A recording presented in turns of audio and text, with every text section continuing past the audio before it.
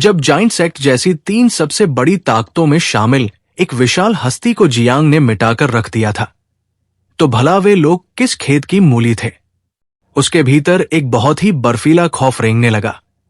पर शुक्र की बात यह थी कि उसने समझदारी दिखाते हुए जियांग और जाइंट सेक्ट की इस खौफनाक दुश्मनी के बीच फालतू में टांग नहीं अड़ाई थी, वरना उस घटिया बूढ़े हुआंग किलिन की वजह से उसकी अपनी नाव भी डूब चुकी होती। तभी अचानक उसने देखा कि हुआंग किलिन का एक डिसाइपल अपने मास्टर की बेजान लाश को उठा रहा था, जिसे देखते ही उसका भयानक गुस्सा भड़क उठा। उसने चिल्लाकर डांटते हुए कहा कि उसे फेंक दो, अभी के अभी उस लाश को कचरे की तरह बाहर फेंक दो और उस नीच बूले के शरीर को आवारा कुत्तों का निवाला बनने दो। ट्रू थंडर सेक्ट के सारे डिसाइपल्स भी जियांग के मुंह से निकली बातें सुनकर खौफ के मारे पसीने पसीने हो चुके थे। हुआंग किलिन की उस बेजान लाश को देखते हुए उन सभी की आंखों में भारी कड़वाहट और नफरत भर आई, क्योंकि उस सिरफिरे बूले ने पूरे सेक्ट पर बहुत बड़ी तबाही लाने में कोई कसर नहीं छोड़ी थी। सु कुयांग के माथे पर भी खौफनाक पसीना छूट रहा था। उसने अपनी नवी एल्डर की तरफ बहुत ही बर्फीली नजर से घूर कर देखा। पान ज़ुरु का चेहरा डर के मारे एकदम पीला पड़ चुका था और उसका दिल पागलों की तरह धड़क रहा था, क्योंकि अब जाकर उसे एहसास हुआ था कि वो मरियाद स्वॉर्ड सेक्ट पर कितनी बड़ी तबाही लाने के बिल्कुल करीब पहुंच चुकी थी। इस बीच 1000 रिफाइनमेंट सेक्ट में मौजूद कोंग युआनबा का भाई भी भारी हैरानी और गुस्से से भरा हुआ था।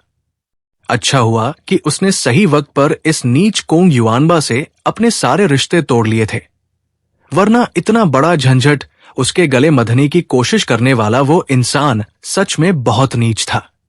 जिन ताकतों ने शुरुआत में ही कोंग युआनबा से दूरी बना ली थी, वे सभी या तो अपनी समझदारी का शुक्रिया अदा कर रहे थे या फिर कोंग युआनबा के बेहद स्वार्थी बर्ताव पर गुस्से में उबल रहे थे। जब कोई भी इंसान उसकी मदद के लिए आगे नहीं आया, तो कोंग युआनबा ने गुस्से में अपने दांत भींचे, पर वो इतनी आसानी से मौत के आगे घुटने टेकने के लिए तैयार नहीं था, क्योंकि अभी भी एक आखिरी इंसान ऐसा बचा हुआ था जो उसकी जान बचा सकता था, और वो इंसान था हेवेनली मैकन पेविलियन का वाइस पेविलियन मास्टर शांग युआन।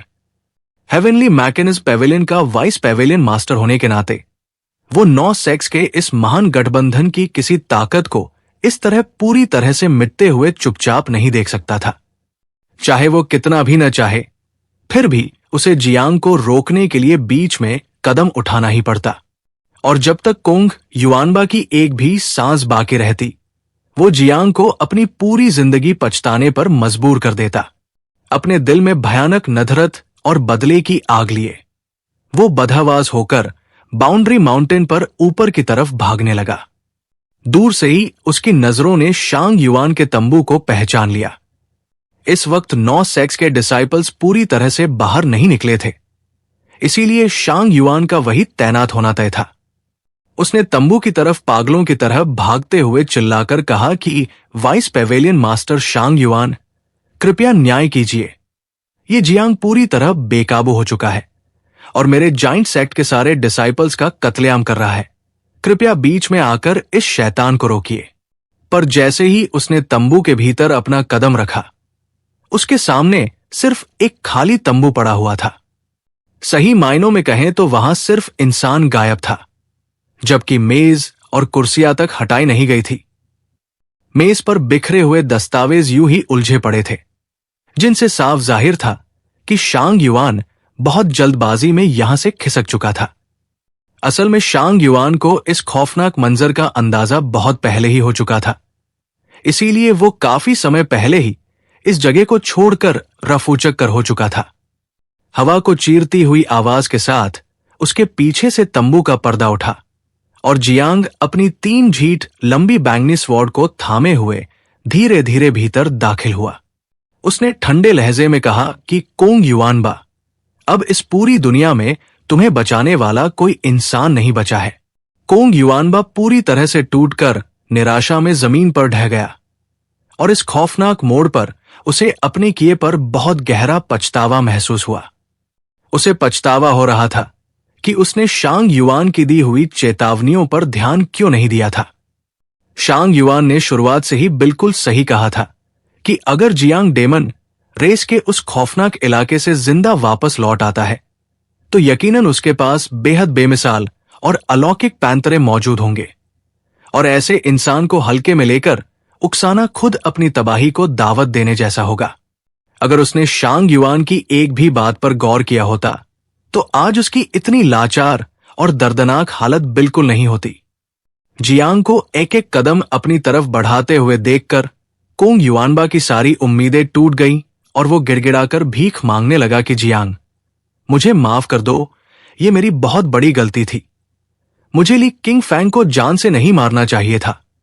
मैं उसकी कब्र के सामने मुंह के बल झुककर माफी मांगूंगा और उसकी कब्र की रखवाली भी करूंगा। बस मुझे सुधरने का एक आखिरी मौका दे दो। मैं कसम खाता हूं कि मैं पूरी तरह से बदल जाऊंगा। जियांग ने अपनी बैंगनी स्वॉर्ड को हवा में उठाया।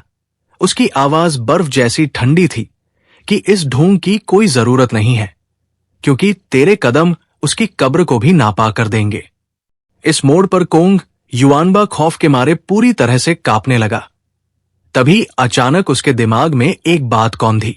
उसने झट से अपनी आस्तीन के भीतर से एक बहुत बड़ा वॉइड लोटस बाहर निकाला और चिल्लाकर बोला कि हाँ, क्या ये वही अलौकिक फूल नहीं है जिसे तुम हमेशा से पाना चाहते थे? मैं ये फूल तुम्हें सौंपता हूं, बस इसके बदले मेरी जान बख्श दो। सन्नाटे को चीरती हुई एक खौफनाक आवाज गूंजी और जियांग ने अपनी स्वॉर्ड को हवा में घुमा दिया। गर्दन पर महज एक ही करारे वार के साथ वो विशाल सिर कटकर जमीन पर लुढ़क गया। कोंग युआनबा की खुली रह गई फटी आंखों में भयानक कड़वाहट और नफरत साफ छलक रही थी। वो कभी फलते फूलते अपने इस विशाल जाइंट सेक्ट को कामयाबी के सबसे ऊंचे मुकाम पर पहुंचा सकता था। वो उस अलौकिक गोल्डन बॉडी को हासिल करके अपने जाइंट सेक्ट के इतिहास में एक नया पन्ना लिख सकता था, पर सब कुछ पल भर में खत्म हो चुका था। और इस तबाही की वजह सिर्फ इतनी थी कि उसने ग्रीन क्लाउड सेक्ट के एक मामूली से दिखने वाले एल्डर की जान ले ली थी। अगर वो वक्त के पहिए को पीछे घुमा सकता तो वो यकीनन ली किंग फैंग को छोड़ देता। वो किसी भी कीमत पर उस एल्डर की जान लेने की भूल बिल्कुल नहीं करता, पर अफसोस की जिंदगी में गलतियों को सुधारने का दूसरा मौका नहीं मिलता, और वो ली किंग फैंग के साथ साथ अपने पूरे जाइंट सेक्ट को हमेशा के लिए कब्र में धकेल चुका था। जियांग ने एक हाथ से उस वॉइड लोटस को थामा और दूसरे हाथ से कोंग युआनबा के उस कटे हुए सिर को उठा लिया। वो ली किंग फैंग की बेजान लाश के पास वापस लौटा और बहुत आदर के साथ उस सिर को जमीन पर रख दिया।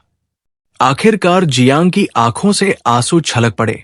उसने उस लाश के सामने घुटने टेके और मुंह के बल झुककर नमन किया। उसने भारी दिल से कहा कि एल्डरली, अब आप शांति से सो जाइए। वहां मौजूद बाकी सेक्ट्स के लोगों के चेहरों पर बहुत ही उलझे हुए भाव छाए हुए थे, जहां गहरा दुख भी था और एक अजीब सी जलन भी थी।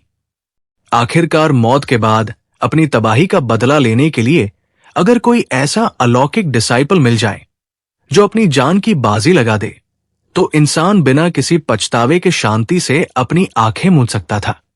कुछ ही देर बाद खून से लथपथ ग्रीन क्लाउड सेक्ट के डिसाइपल्स वापस लौट आए। लियू वुइन ने अपनी रिपोर्ट देते हुए कहा कि उस जिन जियांगमिंग का कोई सुराग नहीं मिला है, पर बाकी के सारे डिसाइपल्स मारे जा चुके हैं। जियांग की भौहें हल्की सी सिकुड़ गई, क्योंकि उन सारे डिसाइपल्स के बीच सबसे बड़ा खतरा यकीनन वही जिन जियांगमिंग था, और वो इंसान इतने लोगों की निगरानी के बावजूद भाग निकलने में कामयाब हो गया था। ये बात किसी के गले से नहीं उतर रही थी कि आखिरकार वो भाग कैसे निकला।